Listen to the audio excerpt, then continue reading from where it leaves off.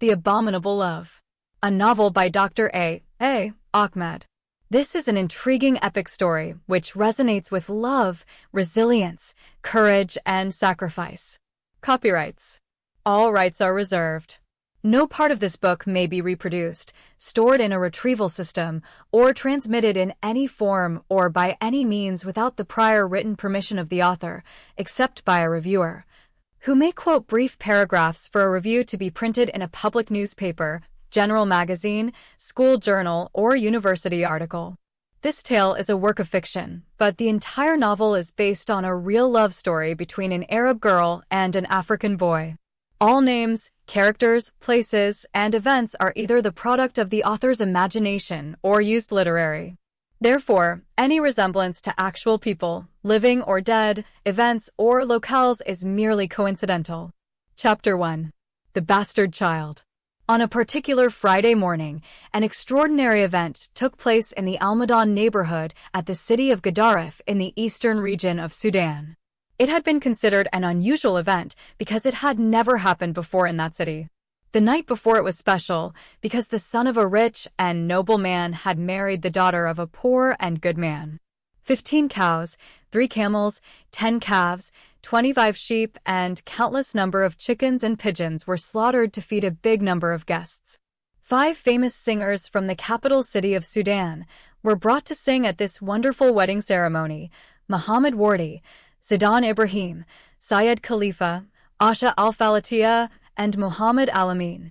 The celebration was held on a spacious soccer playground. Half of the city's population was invited to the wedding. Everyone was incredibly happy with the generosity of the rich man. Food was so plentiful that the poor were encouraged to take some leftovers home. Soft drinks were brought from the city of Khartoum. People who had never tasted famous soft drinks like Pepsi-Cola, Coca-Cola, and Fanta were lucky enough to taste some of them that day. The wedding had become a day of remembrance because the calendar in the city of Gadaref is an event and not a date. Just as the birth of the Lord Jesus Christ divided history before and after his birth, BC and AD, so is the case in the city of Gadaref. The event must be something great so that the inhabitants of the entire city can remember it for many years to come. It can be any disaster such as a fire, flood, or the death of the imam of the Grand Mosque, or the murder of a famous politician. Once that day happened, the people used it to refer to many events. For example, a mother might use the day to show that her daughter is the youngest among the other girls because she was born after the event. A mother who insists that her daughter was born shortly after the event, even though the daughter herself remembers the event, will be considered a big fat liar. If the event is known only to the people of a small neighborhood, the residents of that locality use it as history. This practice had proven to be useful many times because most of the people of Gadaref are illiterate. Everyone in the Almadon neighborhood attended the wedding, except for Insaf, the daughter of Hajj Sulla, because her father imprisoned her in his house. We should not go into that now because it is a long story, and its details may spoil the beautiful wedding occasion. Old women, aged men, the blind or crippled, or both, were led or carried to the wedding party. Some women had already marked this day in their mental calendars as a historical day. Besides being a unique day because of the grand ceremony and the unthinkable union between the rich and the poor, there was another event that made the day incredibly special. This related to the gifts that the rich man gave to the poor family of his son's bride. It is believed that the dresses presented to the bride were imported, especially from England, America, India, and China. In addition, money, gold, and diamonds were presented to the bride. None of these expensive pieces of jewelry are anything new. Many of the city's rich grooms had included such expensive gifts in their marriages. Once the boys and girls had unloaded the gifts from the 3 brand new cars, the neighbors had become amazed to learn that the 3 new vehicles were also part of the gifts given to the bride's poor family by the well-to-do father of the groom. This last generosity set a record in the city of Gadaref and made the day a historical and unforgettable day. The happy wedding celebration ended at 4 o'clock in the morning, and people did not sleep until the first rays of the sun were seen rising above the Mount Abu Awara. The morning has just begun, but no one witnessed it. Since it is a Friday morning, the people think it can add to the fun of the previous night's party. Parents do not need to attend working hours and children do not need to go to school. Only public Friday prayer, which will be held at noon, is obligatory on that day. The people of the Almadun locality laid their tired bodies on their beds and slept like the cavemen.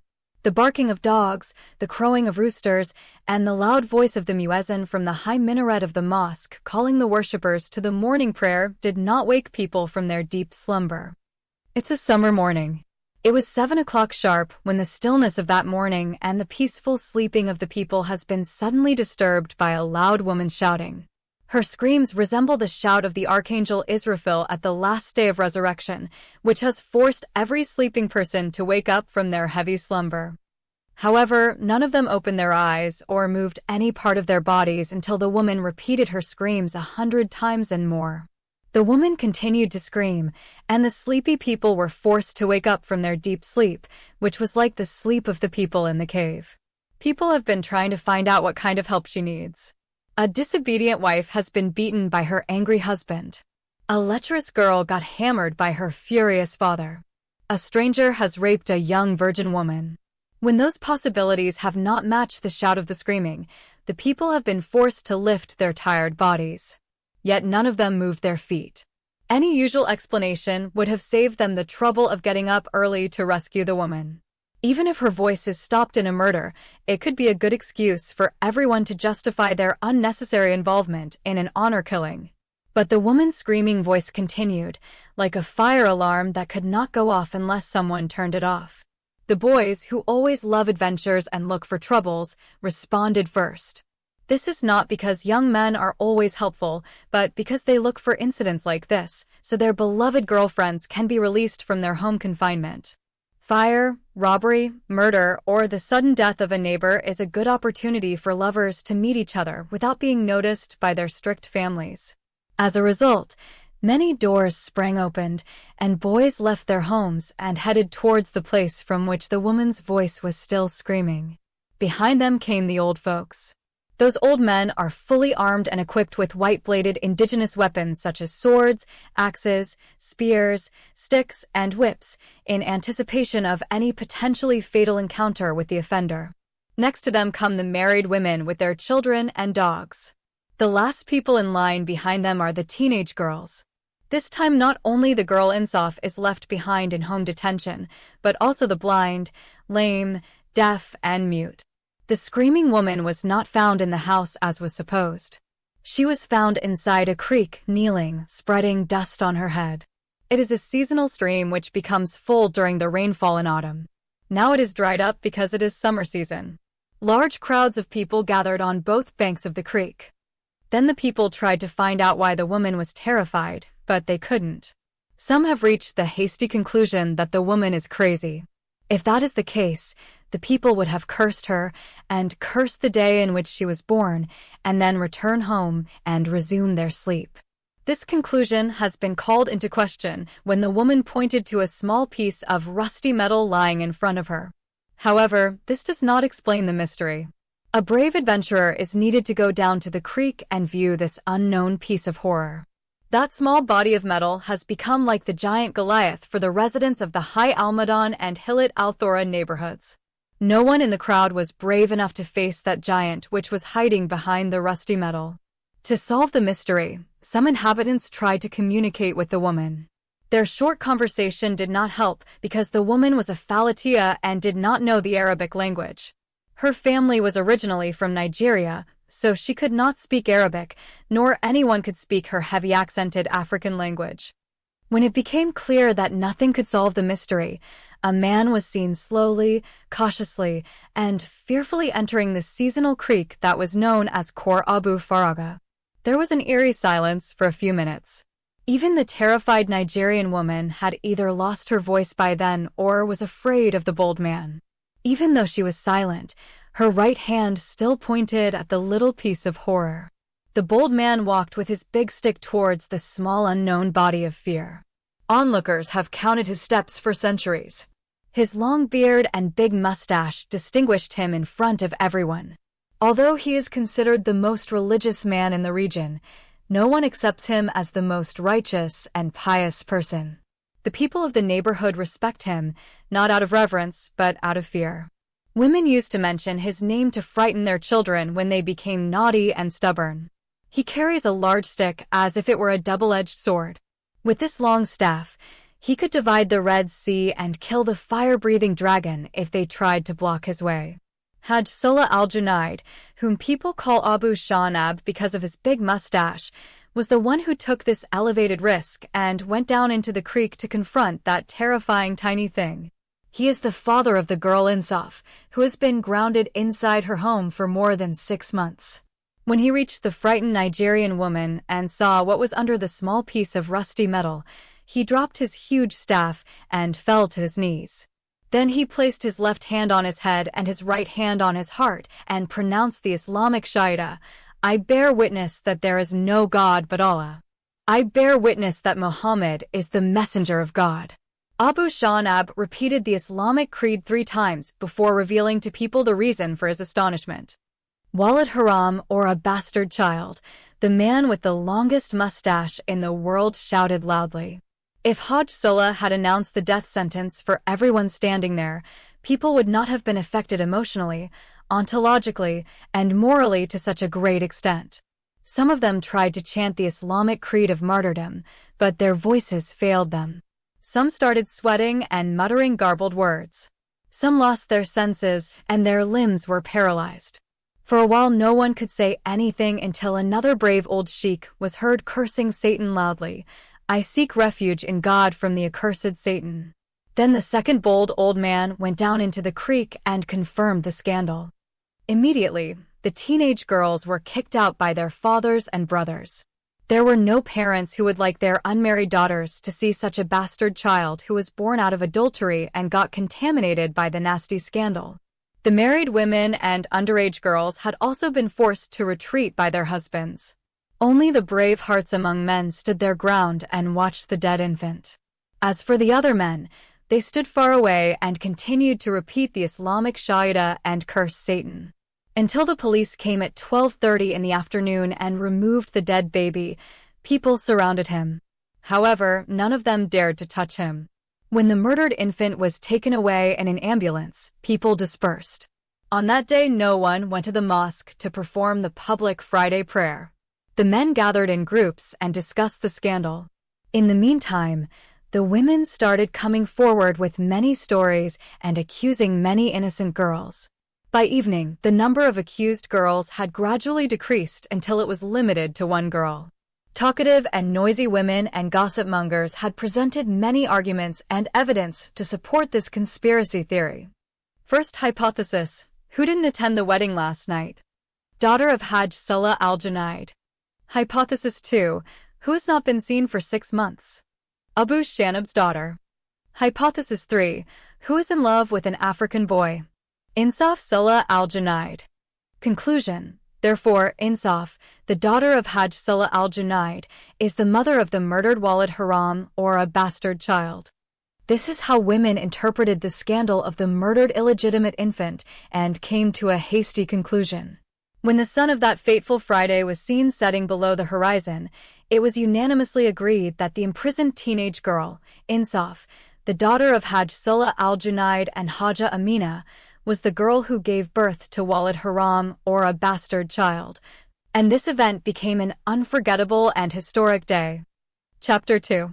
The Arab Girl and Her Abominable Love. Although the people of the Almadan neighborhood believed that Hajj Sullah's daughter had given birth to a bastard child and that her mother had committed infanticide or the unlawful murder of an infant, no one dared confront them about their heinous actions. The next day, the police force came to the Almadan neighborhood and investigated the matter. People are afraid to report the girl accused to the police for fear of being unnecessarily involved in the crime. Somehow, the police heard a rumor about Abu Shanab's daughter being illegitimately pregnant with Walid Haram. Since the sources are unreliable, the police authority did not take this rumor seriously.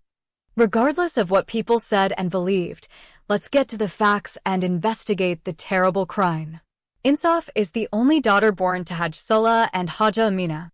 She is an incredibly beautiful teenage girl. In addition, she is the most intelligent student in the school.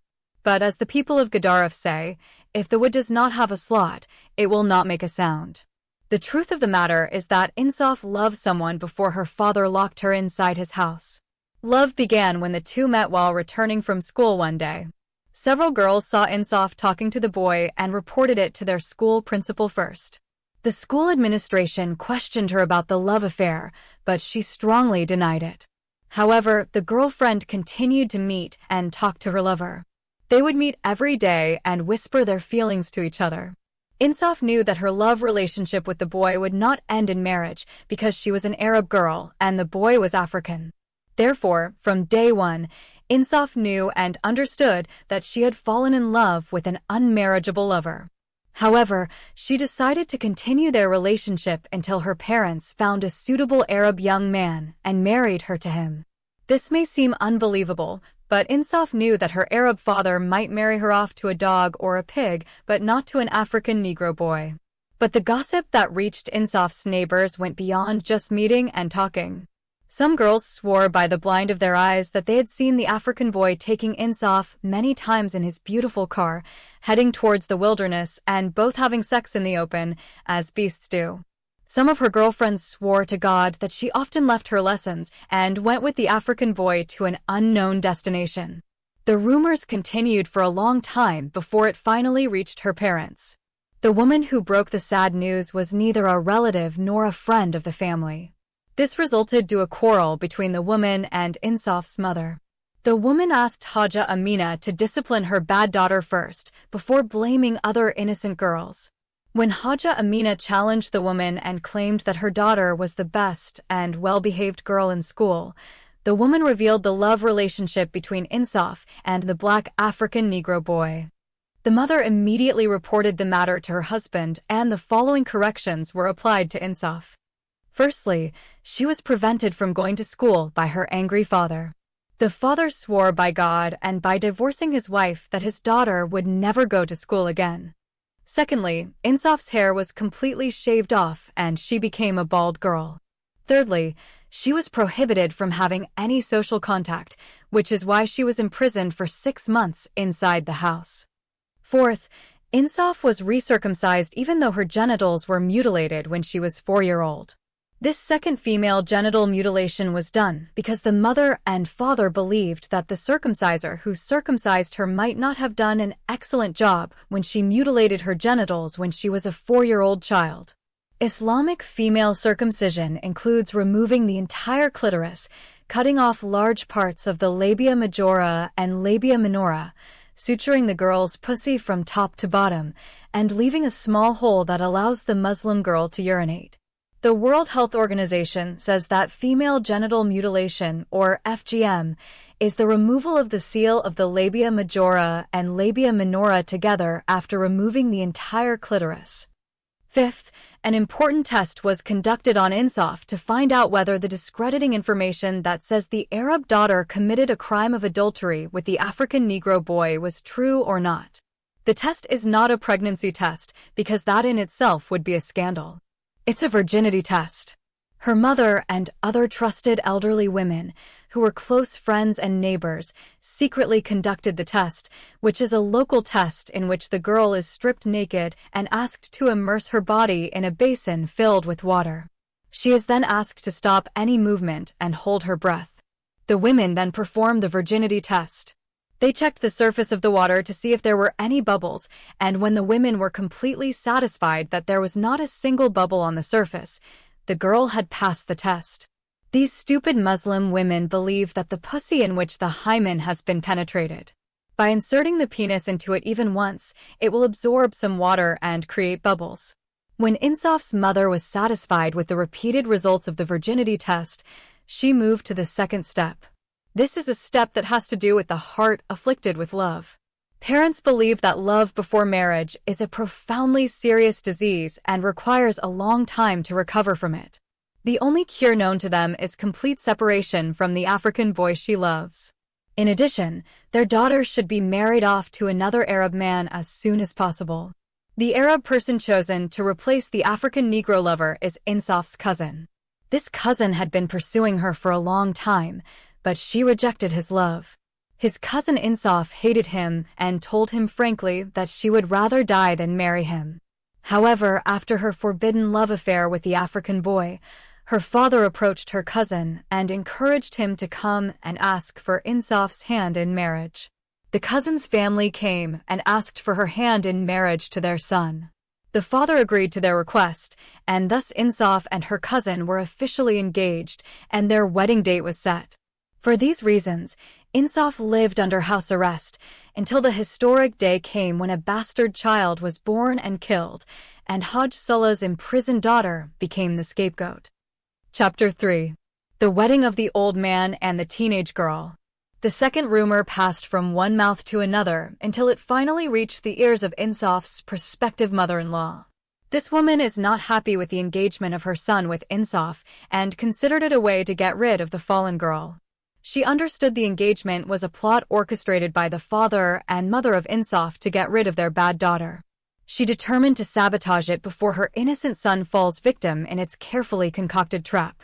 Therefore, she raised a red flag, objected, and tried relentlessly to spoil the engagement. She had an old enmity with Insaf's mother. She was jealous of the beauty of Haja Amina and her noble family. As soon as the rumor of Walid Haram, or the murdered bastard child, reached her ears, she not only did believe it, but added reasons to support it. Placing herself under a curse of blindness of her eyes and deafness of her ears, she swore to God that whenever she visited Hajj Sullah's house, she found Insaf wearing loose clothes and always vomiting because she was pregnant by an illegitimate baby. She saw that in her big stomach. Such evidence did not only make the rumor spread widely, but also made her husband and son believe it. The father immediately sent his son to his brother Hajj Sullah and asked him to break off the engagement. But the father strongly warned his son not to reveal the reason. It is up to his brother Hajj Sullah to discover the conspiracy of his wife and daughter. The sudden cancellation of the soon-to-be-married engagement weighed heavily on Insaf's parents. The last hope they had to protect their honor among the people was gone. Not only that, but canceling the engagement without giving acceptable reasons would also make neighbors and relatives wonder why the cousin does not agree to marry the daughter of his uncle. The inescapable conclusion would be that he learned of the secret love the Arab cousin had with the southern black African Negro, and found the love affair to be anything but not innocent.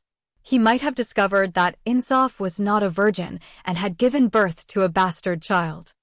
Before the cancellation of the engagement would destroy everything and be disaster to the family, the desperate father had offered his daughter to marry any Arab man, regardless of his age.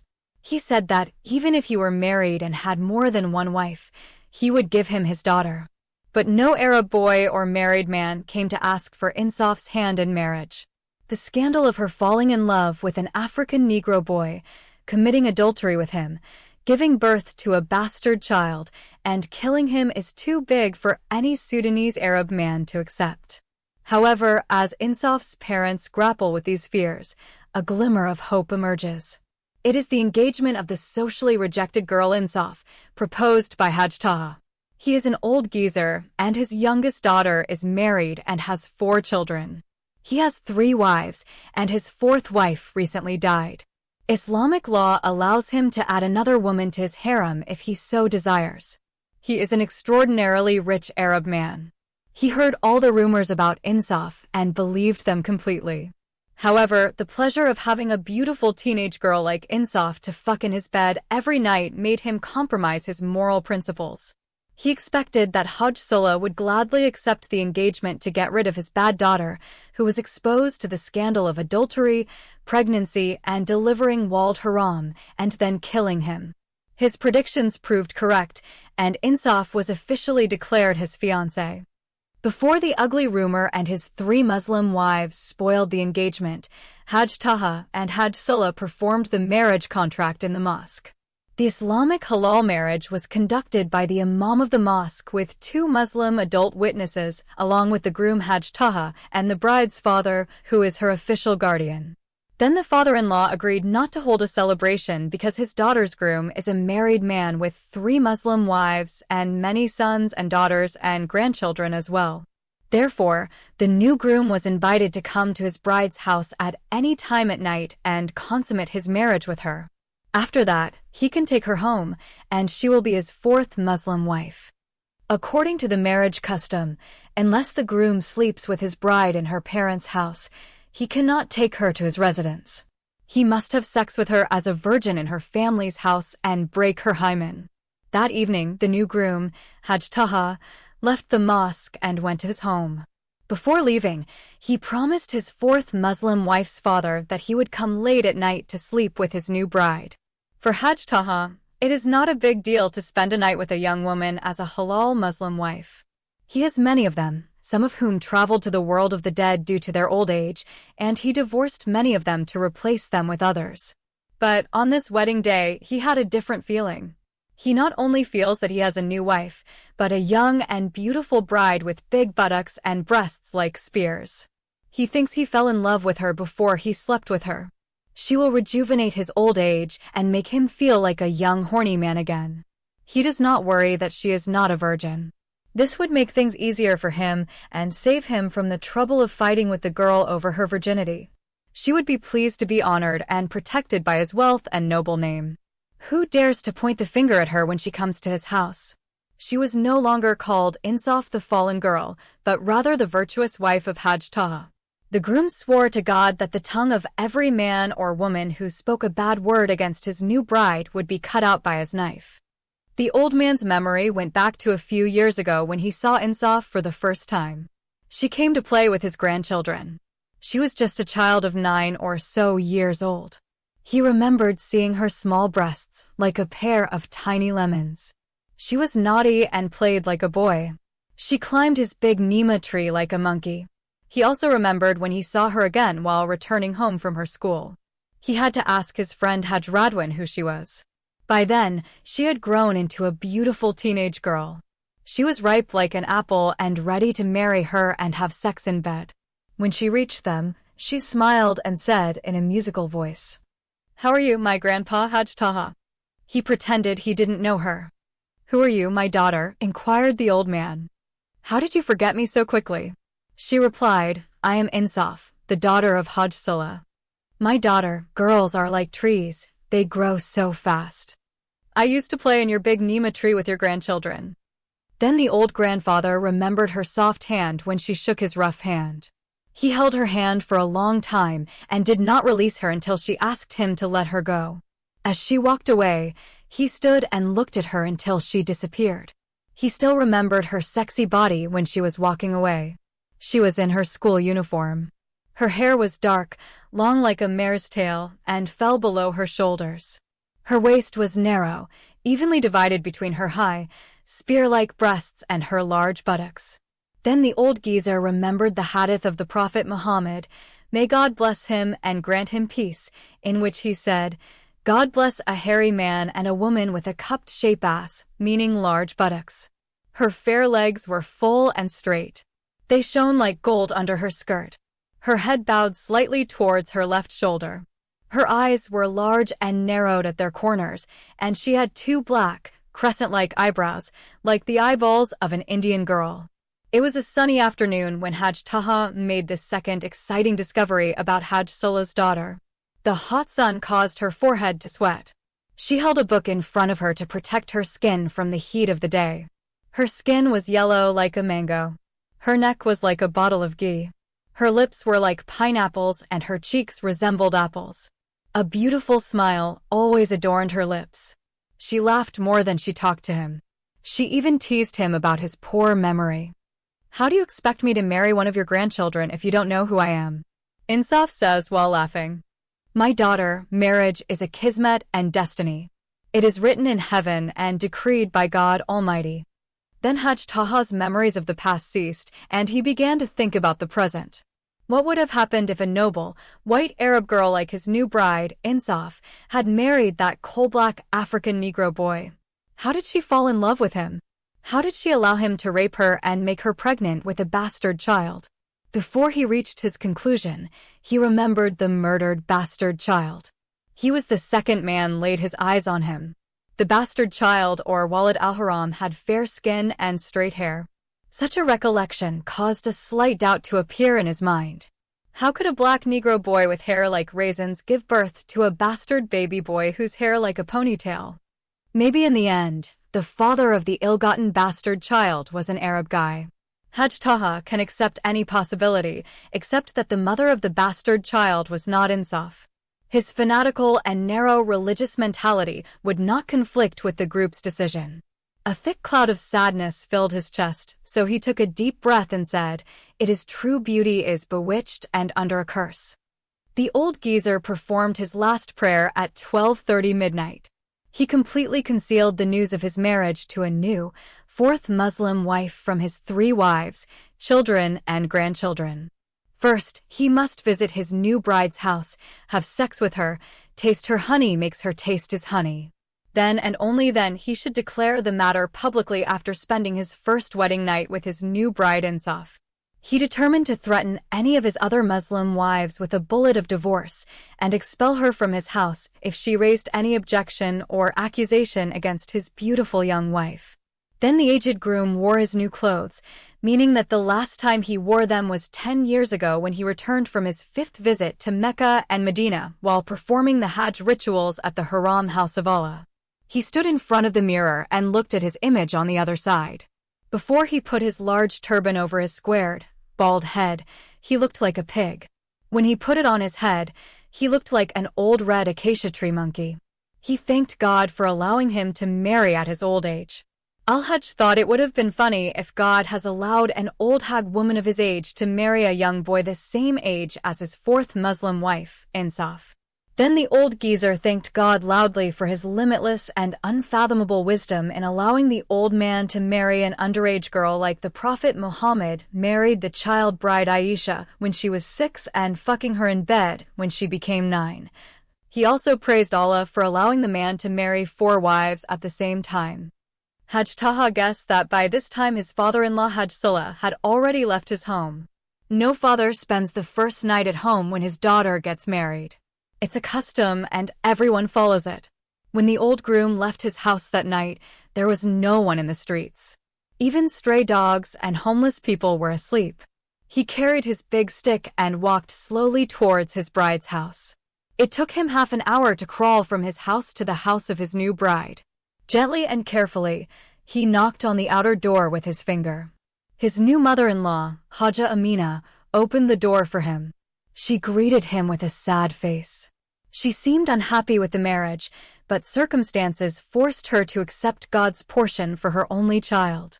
Her daughter was 17-year-old, and her groom was 77-year-old. She told him that her husband had gone to spend the night with some of his distant relatives. The groom, Hajj Taha, entered the house. Then his mother-in-law showed him the hut where her teenage daughter was sleeping. She gave him the key and went back to her hut.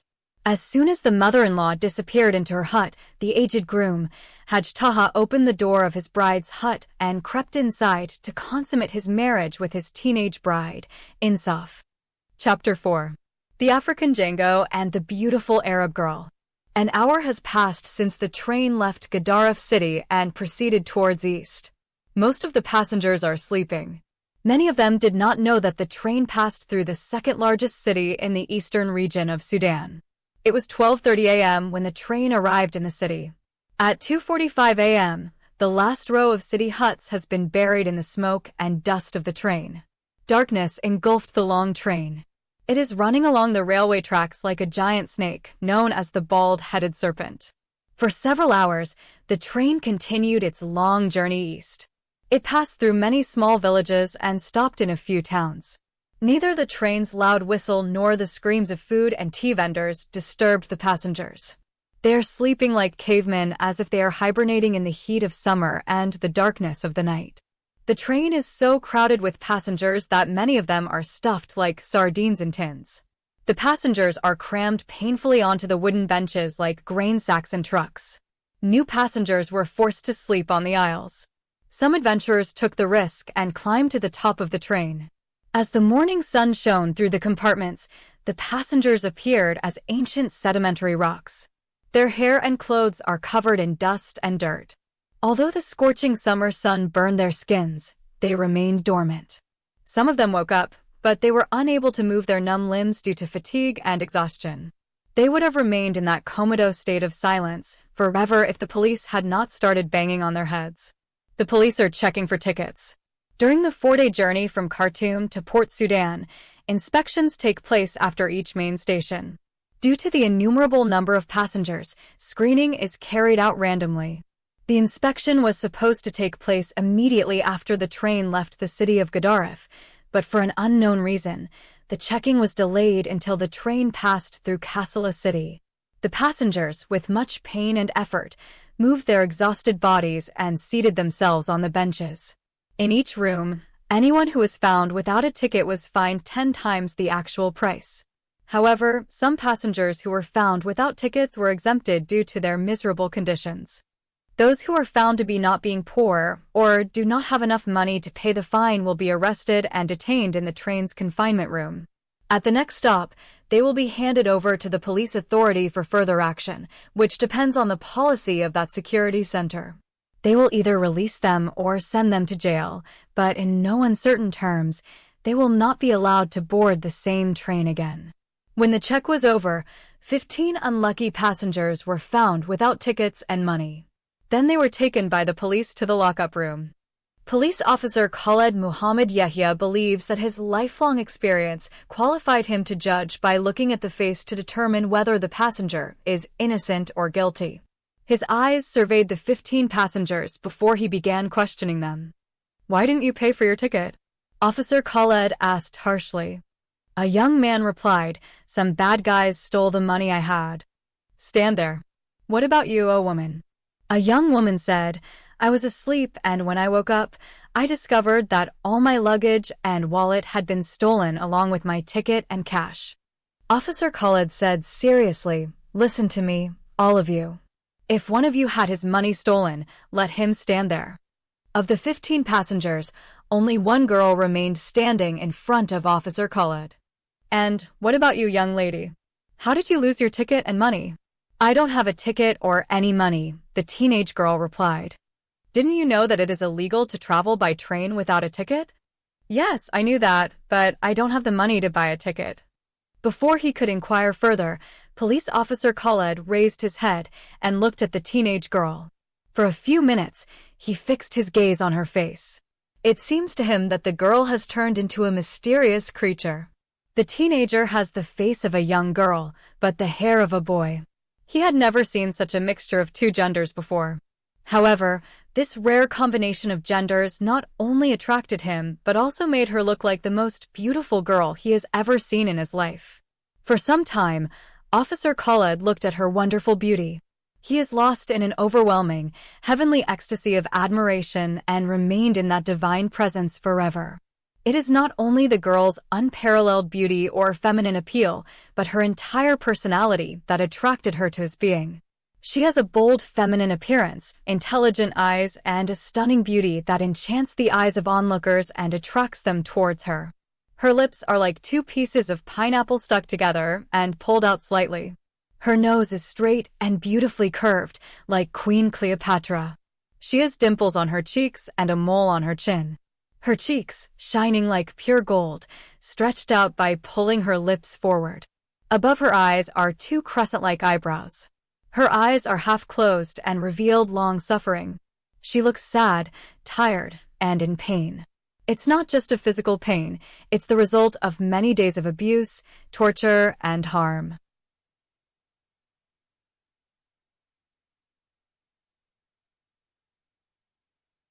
"I am not a liar, sir," the teenage girl said, while crying. "I knew it since I saw your face you were not lying. And also, you're not a criminal girl either." The police officer added, "Your face reveals that you are from a noble Arab family." The girl remained silent. "Since you are neither poor nor a fraud, then how did you get on the train without a ticket?" The girl did not answer his question.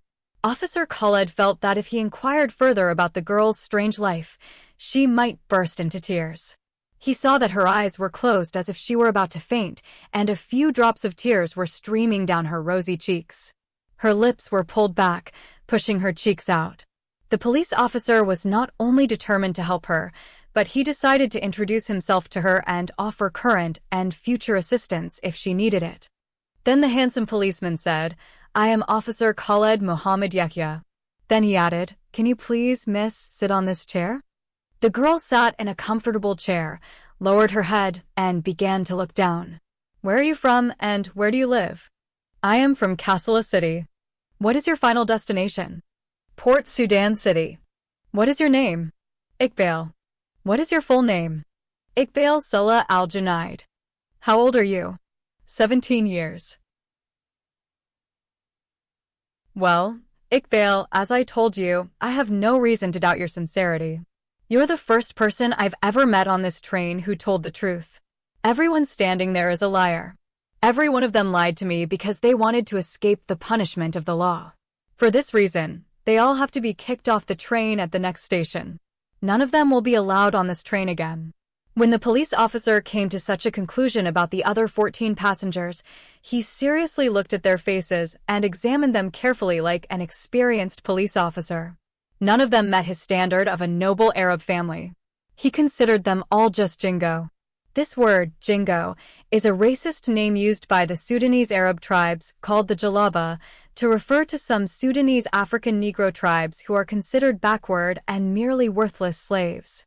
The Arabs are known as Jalaba because these people have African features, but they claim to be Arabs and wear robes like the Arabs of the Arabian Peninsula and the rest of the Arab world. It is a large, loose-fitting white garment that resembles women's nightgowns.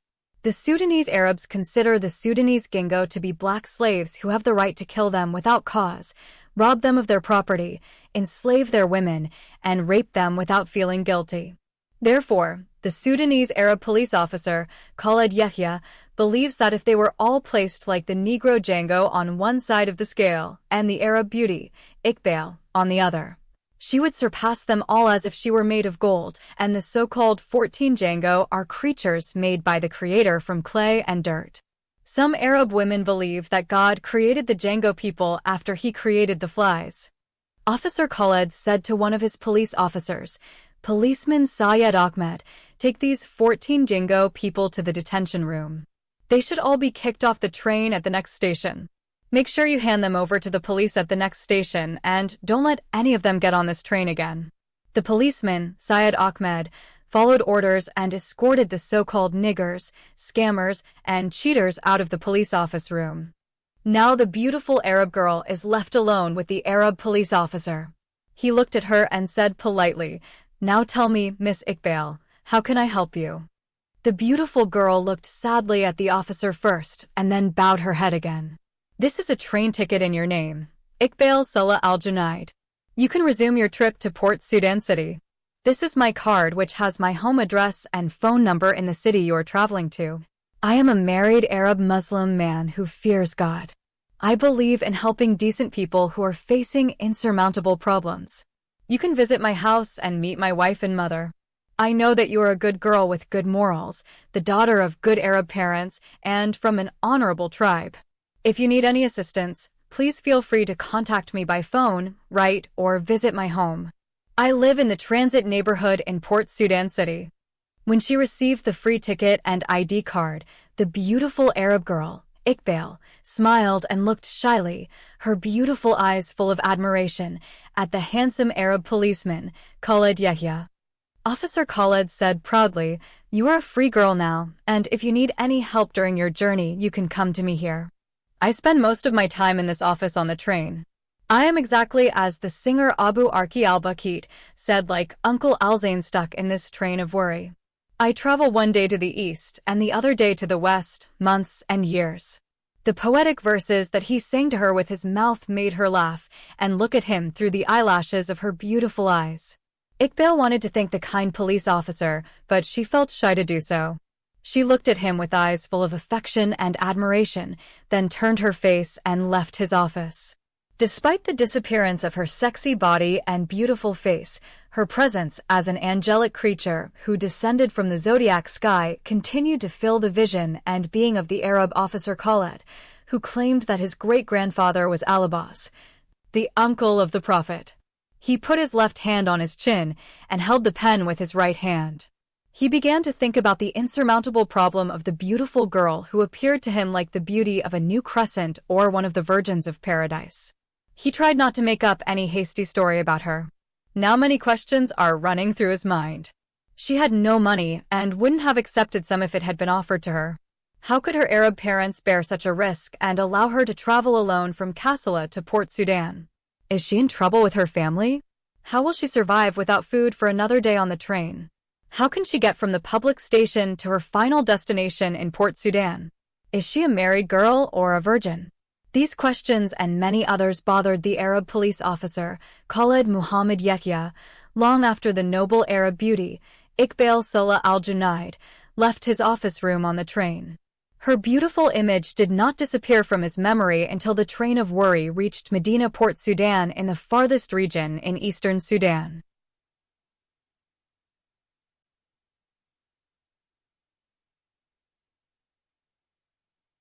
Chapter 5. The Arab Girlfriend and Her Unacceptable African Boyfriend. Ding is the African Zanji boy because of his forbidden love. The Arab girl Insaf suffered a lot of injustice and abuse from her family, relatives, neighbors, classmates, the school headmistress, and other teachers. He is a young teenage boy.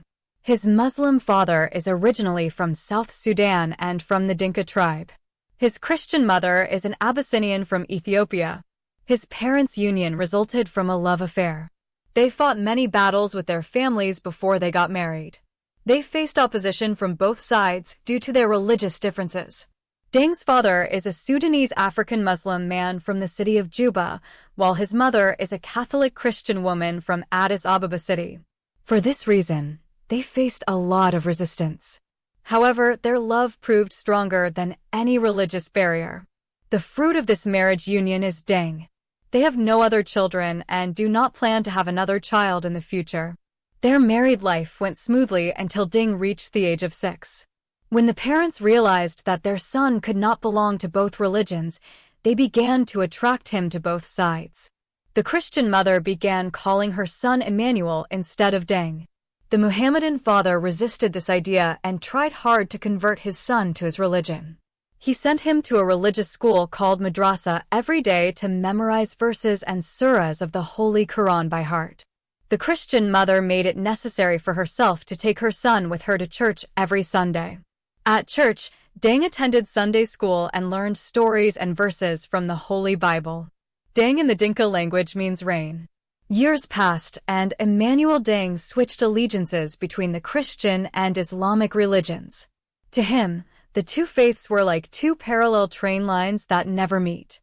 After significant effort and fierce competition, the father won and Emmanuel Ding became a Muslim son. Ding's parents did not settle in one place due to his father's military service. Every 2 or 3 years, the soldier was transferred to a different city in Sudan. His father is a first lieutenant general in the Sudanese army. His Ethiopian mother is an English language teacher at the only girls' senior secondary school in the city of Gedaref. Ding always does well in his studies. He likes to practice many types of sports, especially football and basketball. He is 6 feet 5 inches tall. His athletic body and length made him a good basketball player. When his parents moved from the capital city to Gedaref city, their son had grown into a teenager. He was 17 years old when he met his Arab girlfriend, Insaf, who was 16 at the time. He just started 12th grade. Insaf was in the 11th grade. Their friendship began by exchanging innocent smiles. Soon after, they started greeting and meeting each other until they found themselves truly in love. Ding took the relationship seriously and wanted to push it further. But his Arab girlfriend Insaf tried to make him accept mere friendship. She explained to him very frankly that they could not marry each other. She was frank with him and explained why she refused to consider him as her future husband. She told him that she did not have the ability to choose her life partner. Her Arab father will make such a weighty decision in her life. This is because Islamic law gives the Muslim father the right to marry his virgin daughter to any man he wants. She knows that since Ding is a black African Negro, her parents will never accept him as a suitable husband for their Arab daughter. If she defies her father and tries to choose her life partner, the consequences will be dire for her. Not only will she lose her love, but she will also put her life in danger.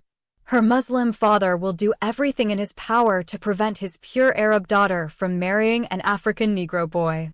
If all his efforts are unable to stop her, he may not hesitate to get rid of her either by marrying her to any male Arab relative, regardless of his age, or by slaying her in an honor killing. Ding discussed the insurmountable emotional problem he faces with his parents. His father and mother confirmed the fears of his Arab lover, Insaf, and advised him to stay away from her. Being a smart boy, Ding believed that all these racist racial barriers were just fake problems. If he could convince Insaf to marry him, he would not care what her Arab father or society would say or do. So, he continued trying to convince Insaf to change her mind. He wrote her many long letters. He knew that their meeting in the streets was fraught with danger for his Arab lover, and their conversation was short. His girlfriend, Insaf, read and enjoyed every love letter he sent her, but she never responded to them. Every love letter she'd ever read, Insaf tore it up. She read his letters in the women's bathrooms at school, tore them up, threw them in the toilet, and flushed them down. She would never risk bringing his letters to her house.